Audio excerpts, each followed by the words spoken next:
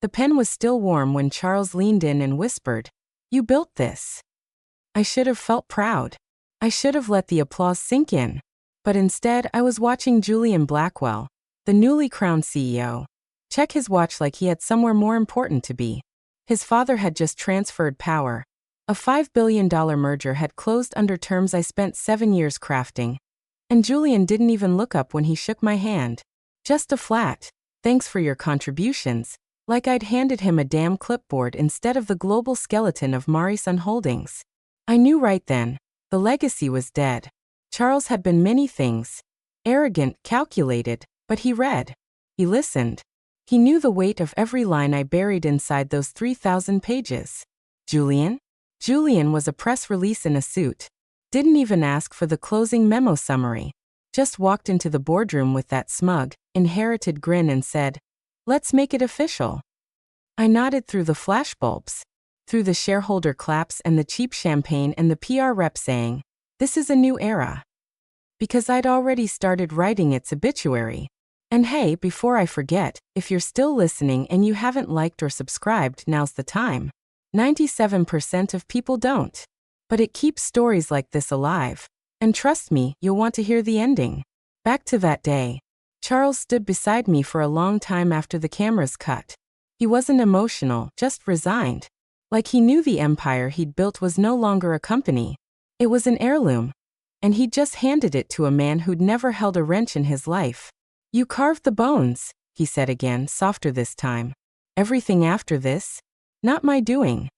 That was his way of saying goodbye. Not to me, to his name. Julian gave a post-merger speech on the 42nd floor balcony later that evening. I stayed just long enough to hear him call himself a visionary. I left before dessert. That night, I went home, took off the heels I'd worn to 100 closings, and dropped them in the trash. No one texts you when you've made them billions. No one sends flowers when they gut you by omission. They just delete your email login and reroute your calls. So I opened my old file archive, the one with a password no one else knew, and pulled up a document labeled Blackwell_merger_master_v.73_final_signed. Page count, 3024. Last edit, by me. Timestamp, finalized. Then I opened another file. Smaller, tighter, deadlier. Clause 14.c.7b. Key personnel termination triggers. And I smiled. Because Julian hadn't read a single word. Julian didn't even bother sitting down. He was already standing at the edge of the conference table when I walked in. Some high-polished performance of dominance he must have learned from a podcast called How to Be a Titan. Behind him, the skyline glared through the glass like even the city was disappointed. "Appreciate you coming in early," he said without looking up. I didn't respond. He slid a plain manila folder across the table. No company letterhead. No ceremony. Just a single sheet, a pen, and a silence that tried to act like it was professional. "We appreciate your efforts during the merger," he said, like he was reading off a cereal box. "But your services are no longer needed. Effective immediately." No thank you. No handshake. Just that thin little sheet that stank of recycled betrayal and printer toner. Anne idea. I looked down at it. Standard mutual non-disparagement, non-compete, and a waiver of all post-termination benefits. Not even a courtesy severance. Just one signature to vanish me cleanly, like I was some outdated plugin they could uninstall with a mouse click. And this idiot had the gall to leave my name spelled wrong in the document. "Do you have any questions?" he asked, folding his arms like he thought he was intimidating. I smiled. Not big. Just enough to make him uncomfortable. "No," I said. Because I didn't need to ask anything. Everything I needed was already embedded in 3,024 pages of legal bedrock. The ones he hadn't read, hadn't understood, and had now triggered with the subtlety of a toddler pulling a fire alarm. I stood. Took nothing but my coat. Left the folder on the table. Let him believe he'd won. Downstairs, my security badge blinked red before the guard even tried scanning it. She offered a rehearsed little apology, eyes already sliding past me. "No worries," I said. Wasn't planning to stay long. My inbox? Wiped. Desk. Already cleaned out. Internal calendar access? Gone. They'd erased me with the same arrogance Julian inherited. Quick, sloppy, and loud. But the thing about erasures is, if you do them too fast, you miss the parts written in permanent ink. The parts that don't live in inboxes or offices, but in offshore filings, trustee agreements, and contingency riders activated by phrases like, in the event of involuntary separation of key personnel. Clause 14.c.7b. And wouldn't you know, that clause went live the second he slid that NDA across the table. I didn't cry. Didn't rage. Just walked out into the morning sun. Hands steady, heart cold. This wasn't grief. This was ignition. I didn't even take the elevator up to my floor. Someone in HR must have decided I wasn't worth the risk. They sent a junior associate down to meet me in the lobby, a kid named Dylan who used to ask me about law school last year, and now couldn't make eye contact for more than a second. Your things are here, he said, pointing to a company tote bag sitting on the marble bench like it was radioactive. Inside, one envelope unsealed, with my name scribbled on it. No farewell card. No thank you note. Just a final pay stub and a memo labeled, final offboarding items. The same format we used for interns. I nodded once, didn't speak. The security guard who scanned me in last week offered a quiet, almost guilty nod. She didn't smile. Neither did I. By the time I reached the revolving door, my ID badge had already been deactivated. The glass panels didn't even light up when I tried. Dylan fumbled for his keycard to buzz me out like I was a lost contractor. I walked past the reception desk, where I'd stood during the company's first acquisition. The one I'd negotiated with nothing but a folding chair and a red-line draft I'd written on the train ride back from my mother's funeral. I walked past Sarah from accounting. She ducked her head. Past Terrence from compliance who whispered, "I'm sorry," like he thought it mattered. Let them look. Let them guess. They wouldn't find anything. Because I didn't fight. Didn't throw a scene. Just left with one envelope, one heartbeat, and one plan already in motion.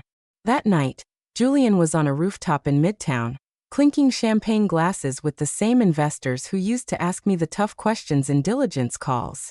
I saw the pictures later. Some PR intern had uploaded them to the corporate Slack channel I was now locked out of. Julian in a navy suit too expensive for his experience level, holding a glass of Dom with a quote underneath. Legacy protected. The future is ours. Cute. He had no idea he'd just kicked off a protocol designed to outlive all of us. In my apartment, a 2-bedroom walk-up with a leaky radiator and no doorman, I didn't open the envelope. Didn't need to. I already knew what mattered had never been on paper. It was in the structure, the latticework of legal code I'd spent years threading through foundations they never bothered to study. I opened the closet, pulled out the small black fireproof case from behind a stack of dusty law books. Inside it sat a single hard drive. No label on the front. But on the back in my own careful sharpest scrawl, one name. Contingency Delta. No backups. No digital trail.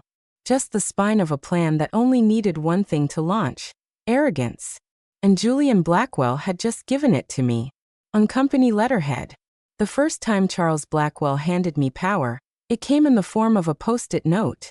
Run this past legal, he'd said, waving at a minor supplier MOU. Make it idiot-proof. I rewrote the entire agreement that night.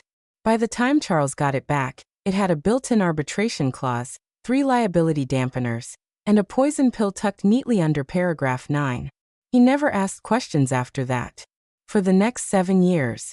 I drafted everything, asset purchase agreements, IP clawbacks, estate transfer riders, and something I called the interlock clause, a discrete mechanism that required unanimous consent from all trust signatories for any movement of family-held assets tied to operating equity. Charles signed it like he signed everything I gave him, with confidence, not comprehension. He trusted me because I never once acted outside his interest. Never once took credit. Never once leaked. That trust became currency. And I invested it well. When talks of the Marison-Kelbridge merger began, I knew it would be the capstone. I redrew the corporate map from scratch. 8 shell companies, 2 Swiss trusts, and a Cayman holding vessel buried so deep it would take a forensic team 6 months just to understand the ownership flow. But the brilliance wasn't the complexity. It was the clause work. Everything was conditional, triggered, time released, tied to cause, to context, to continuity of personnel. In Section 14, I buried the keystone. In the event of involuntary termination of any primary architect of the merger prior to full integration, Schedule R shall execute in full as pre-approved. Schedule R wasn't bolded, wasn't underlined, just referenced, footnoted, and silently powerful. And buried inside Schedule R? A full redistribution of all family-held assets post-merger that had been blended for estate planning, contingent on non-cause removal of original counsel. That meant me. And then Julian walked in. When Charles introduced his son as successor, I felt the shift. Julian didn't even shake my hand. He sat in on one strategy meeting, then pulled me aside after. I want full ownership, he said. None of these legacy carve-outs. No grandfather strings. No little pockets of resistance. I didn't argue. I let him talk. Let him believe he was steamrolling something when he was really opening a trapdoor. You want it all? I asked him that day. You sure? He grinned. I was born for this. So I drafted an amendment giving him full controlling authority post-merger, with all joint family assets placed under blended governance. I gave him everything he asked for, and wrote it in such a way that the moment he removed me, the structure would collapse inward, not destructively, but legally. A passive redistribution, like sand through fingers. Charles never noticed. Too focused on legacy. Too tired. Julian never read. Too proud. Too hungry. And me? I played the long game. Because if they were going to forget I existed, I'd make damn sure they did so on paper. Permanently. It started at exactly 9:02 a.m. The systems didn't beep. No alarms. No dramatic red banners flashing across any screens. Just a quiet cascade of triggers pinging across 3 jurisdictions, 7 financial platforms, and 1 obscure document management node housed in Zurich. Clause 14.c.7b, activated with 1 keystroke, mine. Termination of primary architect without documented cause shall initiate Schedule R redistribution of post-merger family assets held in blended trust vehicles. Every word legal. Every clause signed. Every timestamp. Logged and backed by 3 external counsel firms, including Julian's own preferred transactional group, who had scanned, approved, and initialed every page without once asking why I'd insisted on their involvement. The moment the clause triggered, an encrypted file packet opened inside the Marison-Kelbridge Asset Flow Framework. One of the dozen crosswalks I'd coded into the deal's backend for continuity assurance. That packet issued 5 instructions. Convert family holding A to liquid. Terminate dual executive control of estate entity B. Move net proceeds into pre-cleared irrevocable trusts under alternate governance. Trigger dissolution notices for the Delaware and Cayman shells. Notify no one. Those weren't suggestions. They were baked into the system architecture, buried in call and response protocols between platforms designed to comply instantly under regulatory lockstep. And comply they did.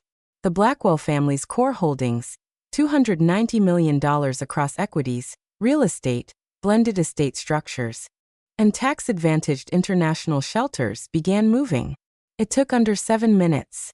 The first chunk was a set of Kelbridge Class A shares, transferred to a trust in Liechtenstein with me as provisional custodian pending final distribution. The second was a batch of dividend-bearing convertible notes, liquidated at market open, and wired through a pre-cleared Luxembourg account with restricted retraction clauses. Then the trusts began to unwind. Not messily, just gone. Collapsed inward like a tower built too fast, too high, on ground they never bothered to test. Julian had assumed control meant ownership. But what he never understood was that control means responsibility. And legally, the moment he removed the architect, the structure no longer protected him. By lunchtime, the Cayman shell that had served as the primary tax vehicle for the Blackwell legacy was dissolved. On paper, it looked voluntary. Clean. The irony? Julian had signed every trigger himself during closing. 3 witnesses. Notarized. Dated. There were no forged documents. No chadi backdoors. Just a fully executed, board-approved, Legally bulletproof clause hidden in the middle of a sentence on page 872. I watched it happen from my apartment. Coffee in hand. Noi mouschin. Just a quiet nod as the confirmation emails arrived one by one, like clock chimes at the end of a long sleep. All I had to do was nothing. The plan had always been passive. Reactionary. I didn't take anything. I didn't hack, forge, or lie. I just followed the instructions they gave me. And the contract they never read. Julian took the call in the back seat of a black Escalade, en route to a lunch with two foreign investors he'd been posturing for since the merger closed. He had sunglasses on. Bluetooth in. The kind of swagger only inherited power can produce. "This is Trent Marshall," came the voice on the line, the family's personal wealth advisor, a man who'd managed Charles Blackwell's estate since the Reagan administration. "There's been a trigger event," Trent said flatly. "Schedule R." Julian sighed. "Is this about the merger? I've already got everything under review." Trent paused. "This isn't about the merger, Julian. This is internal. Post-closing redistribution activity tied to Schedule R. I just received 5 movement confirmations from 3 separate custodians. One of the Swiss trusts is already cleared. That should have been." "I'm sorry," Julian cut in, waving at his driver for silence. "I'm heading into a meeting. We'll circle back. Probably just an outdated clause firing off somewhere. I'll loop in legal." And he hung up. The arrogance wasn't an act. It was generational. Julian thought contracts were paperweights. He thought family wealth was static, not elastic. That it couldn't shift or vanish unless someone stole it. But by noon his phone was buzzing nonstop. The CFO of Blackwell Legacy Holdings texted first. "Are we restructuring? I just saw a $93 million debit from the estate pool. Please advise." Then a flagged alert from internal audit.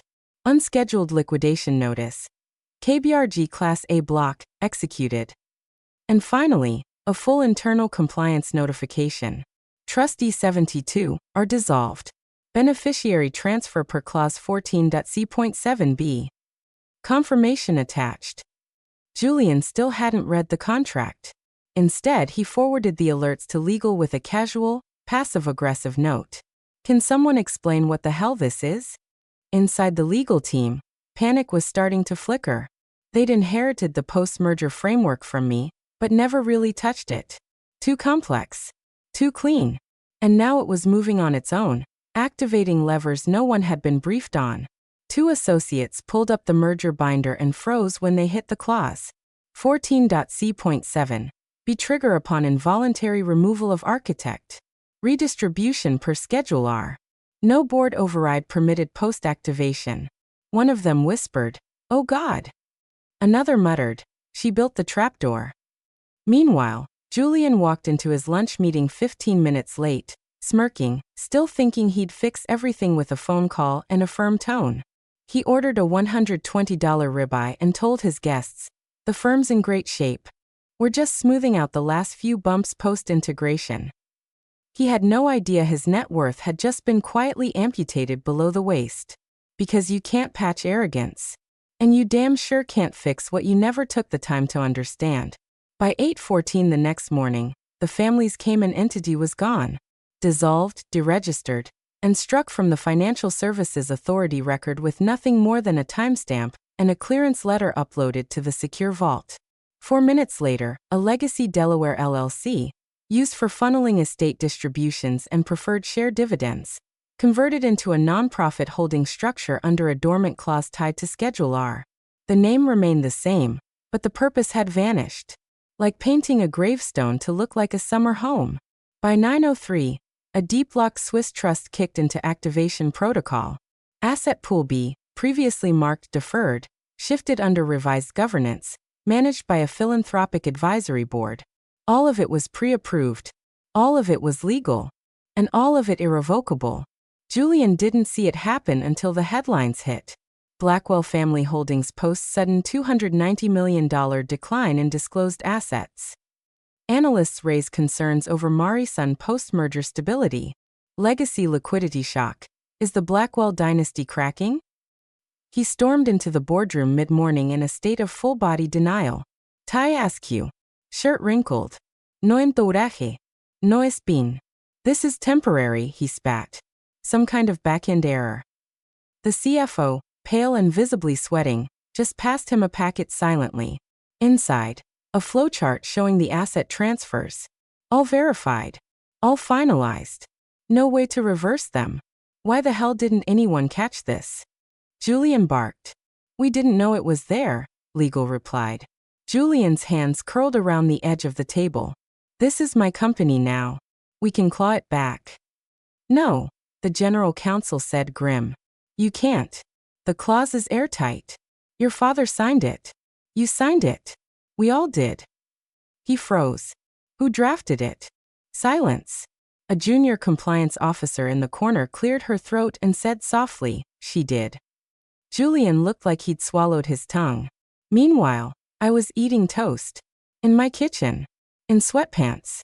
The calls had started early, but I let most of them go to voicemail. Except one. Hi, this is Kelsey Boone with the Journal. I'm doing a piece on the Blackwell asset reallocation and was hoping you might clarify some of the structuring on the merger. She was young. Smart. Probably the first in the newsroom to notice the strange trails embedded in the filings. I didn't do anything illegal, I said calmly. I just wrote a contract. They all signed it. Was this revenge, she asked. I paused. No. It was design. There was something powerful in saying nothing else. Julian spent the rest of the day in a frantic spiral.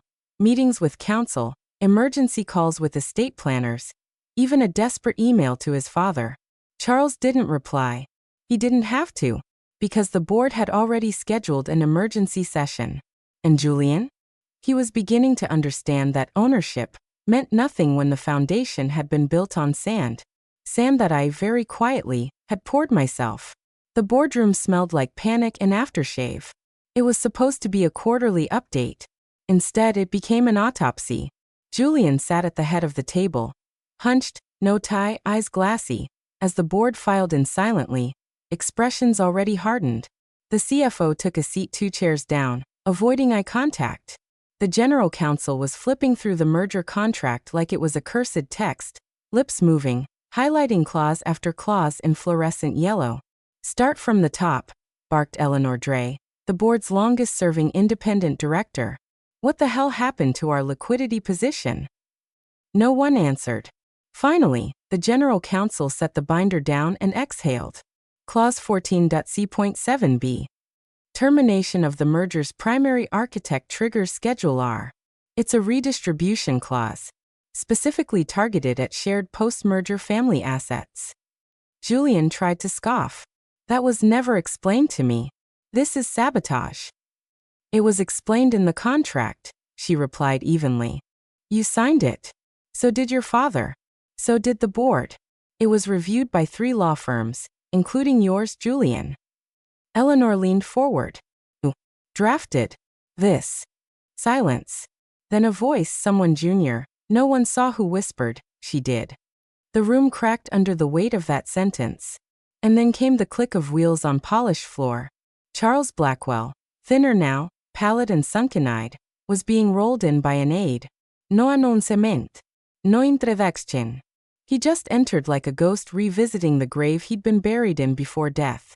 He looked at the board, then at Julian, then at the stack of transfer confirmations on the table. You fired the architect, he said. Julian stood up, desperate, sweating. Dad, this was a mistake. I didn't know. You didn't read, Charles rasped. I gave you the kingdom. You burned the blueprints. One director closed the folder slowly, like it was radioactive. How do we fix this? The general counsel shook her head. We don't. The clause is self-executing. No override. No retracción. It's already finalized. You're telling me we lost everything? Julian shouted. No. Charles replied. You lost everything. The company's intact. The family fortune isn't. Julian turned crimson, fists balled. This is fraud. She tricked us. No. Charles snapped. She protected us. I told her to. She designed protections in case someone reckless ever tried to unseat the people who built this place. Another director muttered. And then we gave him the keys. Julian sank into the chair like the air had been pulled from his lungs. The same man who toasted legacy protected now looked like a boy who'd broken something priceless and was realizing there was no tape, no glue, no parental pardon coming. Outside the glass wall, assistants stood frozen, watching the implosion unfold with the hushed reverence of a funeral. Inside, the only sound was paper sliding across a lacquered table. The final clause highlighted, annotated, time-stamped. No one argued. Because it wasn't a hack. It wasn't theft. It was a masterstroke. And the only person who had understood it, the one he erased, had already walked away. The room held its breath. And the guillotine waited. The office was quiet, the kind of quiet that only comes with top-floor insulation and million-dollar legal discretion. Across the table, my attorney, Evelyn Cho, estate restructuring specialist with a memory like a ledger and a poker face that could freeze lava, was sliding the final documents toward me. "These are the assignments," she said. "We've retitled the assets under the Lighthouse Reserve Foundation, per your directives. All entities are now part of the philanthropic holding structure. No personal benefit. No family tracing. Just governance through your chosen board and advisory council." I nodded. No flerist. Just the satisfaction of completion. The redistribution was never about money. That was the part they never understood. I didn't need their fortune. I just needed the machinery they ignored, the language, the logic, the elegance of clean design. Julian had tried to turn legacy into leverage. I turned it into a firewall. By noon, the transfers were live. The foundation, formally registered in Zurich, advised by a global ethics firm, took custodianship of all remaining assets. The trusts, the converted shells, the redirected dividends. Every dollar rehomed, every route sealed. The media was already circling like sharks in a kiddie pool. Blackwell's son ousted amid financial fallout. Mari's son faces questions over merger oversight. Architect of the deal remains silent. I didn't give a statement. Didn't need to. The board moved fast once the dust settled. Julian was transitioned out within 72 hours. No severance. No letter of recommendation. Just a soft exit and a hard collapse. Charles Blackwell released one comment to the press. "My only regret is forgetting who built the walls before we painted the ceiling." He never said my name. But that was enough. At home, I watched the stock stabilize. Investors calming. Analysts shifting focus. The company would survive. But the Blackwell name, once synonymous with power, was now a cautionary tale told in boardrooms and business schools. In the end, they erased me. So I erased them, not with fire, but with architecture. Not with vengeance, but with precision. Evelyn looked up from the signature line. "Want me to courier the originals?" "No," I said. "I'll keep the copies. Just in case someone tries to resurrect what's already buried." She smiled, faint, respectful. "You built something remarkable." I stood, gathered the documents, and slipped them into a slim black folder. The last page read, "Contingency Delta, complete." On my walk home, I passed a newsstand. Julian's face on the cover, under a headline that included the words "Unprecedented Mismanagement." I kept walking. No calls. No gloating. No grand speech. Just a quiet line in my mind I'd been saving for the right moment. He wanted it all. I gave it to him, in ink, in clauses, and in ruin.